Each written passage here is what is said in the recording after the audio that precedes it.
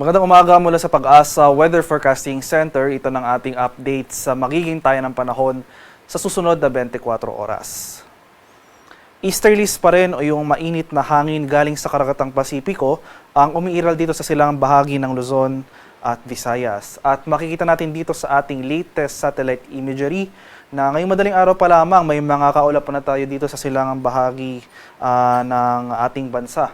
So inasahan natin, posible magpapatuloy yung mga kaulapan at mga kalat-kalat na pag-ulan at thunderstorms na ito sa eastern section ng Luzon at ng Visayas. Meanwhile, for Metro Manila and the rest of the country, for today, asahan natin itong generally maaliwalas sa panahon, bahagyang maulap hanggang sa maulap na papawirin sa samahan lamang yan ng mga biglaan at panandaliang pag-ulan na dulot ng localized thunderstorms. At sa kasalukuyan, may binabantayan tayong low pressure area sa labas ng ating Philippine Area of Responsibility. Latest location natin kaninang alas 3 ng umaga ay nasa layong 2,515 kilometers silangan ng southeastern Mindanao. So malayo po ito sa ating bansa at walang direktang epekto sa atin at least for today and the next 2 to 3 days. At maliit pa naman yung chance na maging bagyo within the next 24 hours. At para naman sa magiging lagay ng ating panahon ngayong araw dito sa Luzon, so dahil nga sa epekto ng easterly, asahan natin itong maulap na kalangitan at mga kalat-kalat na pag-ulan, pagkulog at pagkidlat dito sa area ng Bicol Region, Quezon, sa area ng Aurora at sa Isabela. Kaya sa mga lugar na ito, maging handa po tayo at alerto sa mga banta ng flooding at landslides, lalong-lalo na kung tuloy-tuloy ang pag-ulan na ating mararanasan. Sa Metro Manila and the rest of Luzon, so magpapatuloy naman itong generally fair weather ngayong araw maliban na lamang sa mga isolated rain showers or localized thunderstorms na kung saan kadalasan nangyayari sa bandang hapon o sa gabi.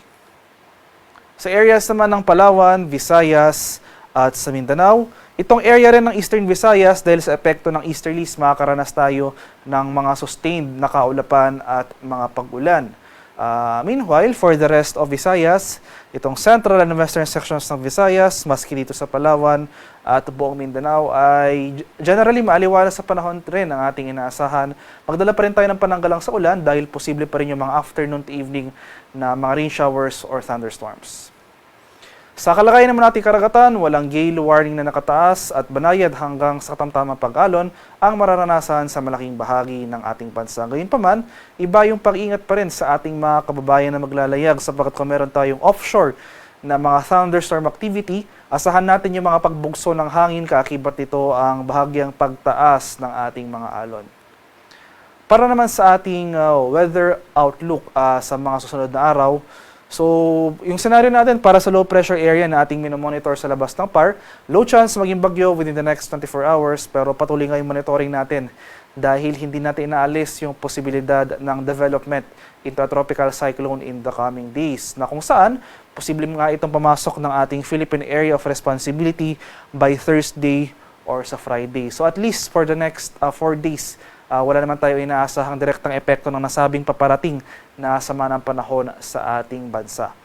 So from Tuesday to Friday, yung mas magiging concern po natin itong pag-iral ng easterlies na makakaapekto pa rin sa malaking bahagi ng Luzon at Visayas at asahan natin na magpapatuloy rin yung mga kaulapan, yung mga associated na kaulapan sa easterlies as well as yung mga pag-ulan dito sa bahagi ng Aurora at sa Quezon. So possible in the coming days, mababawasan yung mga sustained na mga pag-ulan dito sa area ng Eastern Visayas, Isabela at Bicol Region. Pero itong Aurora at Quezon, in the coming days, mataas yung confidence or mataas yung posibilidad na magkaroon tayo ng mga pag-ulan over these areas. Sa mga lugar ko pong hindi nabanggit, so sa nalalabing bahagi ng ating bansa, including Metro Manila, throughout the rest of the forecast period, ay generally fair weather ang ating mararanasan. Pero dahil nga sa epekto ng easterlies, posible pa rin yung mga tsansa ng afternoon to evening ng mga rain showers or thunderstorms. Kaya palagi pa rin po tayo magdala ng payong. So especially nga dito sa silangang bahagi ng ating bansa, since ito yung mga lugar na exposed sa hangin na dulot ng or sa hanging easterlies, ay mas mataas yung thunderstorm occurrences over these areas. Haring araw sa Kamanilaan ay sisikat mamayang 5:47 ng umaga, lulubog naman mamaya sa kadap na 5:37 ng hapon.